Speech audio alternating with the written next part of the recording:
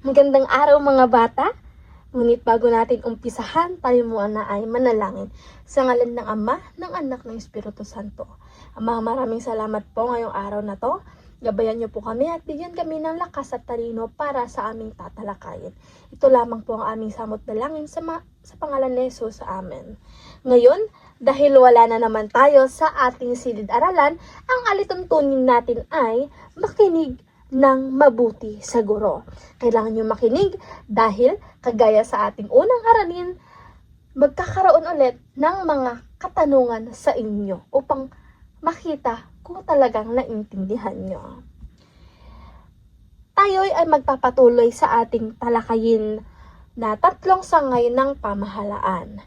Natapos na natin ang unang aralin kung saan natalakay natin ang tungkol sa sangay ng tagapaganap o ehekutibo, kung saan dito sa ating unang aralin, dito umiikot ang ating Pangulo o Presidente. Ngayon naman, ano ang meron sa pangalawang aralin? Sangay ng tagapagbatas o lehislatibo. Ito ang ating pag-uusapan, sangay ng tagapagbatas o lehislatibo. Ito ang bunga ng pagkatuto. Sa pagtatapos ng aralin, ang mga mag-aaral ay inaasahang natutukoy ang tungkulin ng lehislatura bilang sangay ng pamahalaan na gumagawa ng batas. Napahahalagahan ang papel ng mga mambabatas sa pananatili ng kaayusan at katarungan sa bansa gamit ang refleksyon. At pangatlo, makagawa ng simpleng presentasyon o graphic organizer na nagpapakita ng tungkulin at estruktura ng lehislatura. At para sa ating mahalagang tanong na lagi nating ginagawa, ito ay inyong sasagutin pagkatapos ng ating talakayin. Ang inyong kamahalagang tanong ay, sa inyong palagay, bakit mahalaga ang lehislatura sa paggawa ng batas para sa bansa? Ngayon, tayo na umpisan na natin ang sangay ng pagbatas, tagapagbatas o lehislatibo. Ang kapangyarihang tagapagbatas ay nakasalalay sa Kongreso ng Pilipinas. Ito ang may kapangyarihan gumawa, magbago at magpawalang bisa ng mga batas. Dito sa tagapagbatas, dito na papasok ang mga Kongreso. Dito na papasok, gumagawa at nagpapalit ng batas para sa buong bansa. Ito ay binubuo ng 2 kapulungan. Ang Senado ang mataas na kapulungan at ang kapulungan ng mga kinatawan o mababang kapulungan. Binubuo ng mga kinatawan mula sa iba't ibang lalawigan at partida sa bansa. Sila ang kumakatawan sa mga tao sa kanilang lugar. Ito ay ang Senate of the Philippines at ang House of the Representative. Dito na papasok ang iba't ibang party list sa bansa at iba't ibang kinatawan. Dito papasok na rin dito ang 2 representative na ito. At mayroong 24 na senado na inahalal na nungkulan sa loob ng 6 na taon maaaring mahalal sa magkasunod na panahon o termino. Dahil dyan, pwede ulit silang mahalal sa magkasunod lamang na termino. At meron na 6 na taon at merong 24 na senador. Ngayon naman, dumako tayo sa gumawa ng batas at magpalabas ng resolusyon. Sila ang gumagawa ng batas na dapat sundin ng lahat. Halimbawa, batas tungkol sa edukasyon, kalusugan, at kaligtasan natin. Dahil atong mga batas na to, hindi to ginawa para sa kanila, ginawa to para sa ating mga Pilipino. Magpalabas ng mga resolusyon, naglalabas sila ng mga opisyal na pahayag o pasya tungkol sa mga mahalagang isyu ng bansa.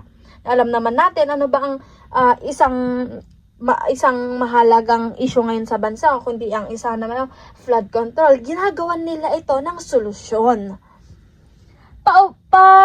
Aprobahan ang taunang budget ng pamahalaang budget. Sila ang nagsusuri at umaaproba ng paunang budget, unang budget o pera na gagamitin sa pamahalaan para sa mga proyekta tulad ng marami tayong maaring halimbawa dito, pagpapatayo ng paaralan para sa mga bata, para sa ating mga kabataan, pagpapagawa ng kalsada dahil alam naman natin maraming na-aksidente, maraming nadidisgrasya dahil sa mga kalsadang hindi maganda. Pagbili ng gamot para sa ospital dahil alam naman natin na maraming mga tao ang hindi afford o hindi kayang bumili ng mamahaling gamot. Kaya kailangan yung ibang budget, kailangan na ibibigay siya para sa ating mga Pilipino. Ibunyag at imbestigahan ang mga usaping pampubliko tulad ng mga gawain o pamamalakad ng pamahalaan. Maaring mag-imbestiga sa Kongreso sa mga usaping pampubliko. Halimbawa na lamang, kung may reklamo tungkol sa maling paggamit ng pera ng bayan, maaari nila itong siyasatin upang malaman ang katotohanan kagaya ng ginagawa nila ngayong taong 2026. Alam naman na natin ang malaking issue ngayon tungkol sa pera, nakaw ng pera ng bayan. Sabi nga nila, 'di ba? Kulong na 'yan, mga kurakot. Dahil sinasayang nila ang pera ng bayan na dapat tinagtutuon sa pagpapatayo ng paaralan, pagpapagawa ng mga flood control, pagpapagawa ng mga kalsada. Ngunit kinuha nila ito para sa kanilang pansariling gusto. At sa madaling salita, ang Kongreso ay gumagawa ng mga batas, nagbabantay sa paggastos ng pera ng bayan at nasisiguro na maayos ang pamamalakad ng pamahalaan para itong mga grupo ng mga lider na pinili ang mga tao upang tumulong magdesisyon para sa ikakabuti ng buong Pilipinas. Naintindihan? Magaling! Ngayon naman dumako na tayo sa ating mahalagang katanungan. Sa iyong palagay, bakit mahalaga ang lehislatura sa paggawa ng batas para sa bansa? Ilagay nyo na lamang ang iyong sagot upang makita natin kung may naintindihan kayo. Para sa inyong taktang aralin, sa 3 hanggang 5 pangungusap, ipaliwanag kung bakit mahalaga ang paggawa ng batas sa bansa. Ganon din ang inyong gawin upang makita ko kung talagang naintindihan nyo ang ating pangalawang aralin. Kung wala na kayong mga katanungan at kung may katanungan kayo, ilagay nyo lamang ito. Tayo na ay manalangin. Sa ngalan ng Ama, ng Anak, ng Espiritu Santo, maraming salamat po sa sapat na talino ngayong araw na to. Ito lamang po ang may hiling-hiling sa matamis na pangalan ni Jesus. Amen. Maraming salamat sa pakikinig at lagi kayo mag-iingat. Naway na intindihan nyo ng maayos at wasto ang ating pangalawang aralin. Salamat!